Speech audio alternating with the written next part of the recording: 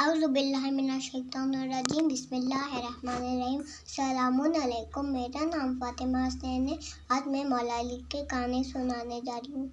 दो औरतें थीं, उसमें से एक औरत के हाथ में बच्चा था, तो वो दोनों आपस में कह रही थी कि ये मेरा बच्चा है, और दूसरी औरत कह रही थी कि ये मेरा बच्चा है। तो वो दोनों मौला अली के पास गई, कह रही थी कि मौला अली, अब आप ही इस बच्चे का फैसला कीजिए कि इस बच्चे की असली माँ कौन सी है।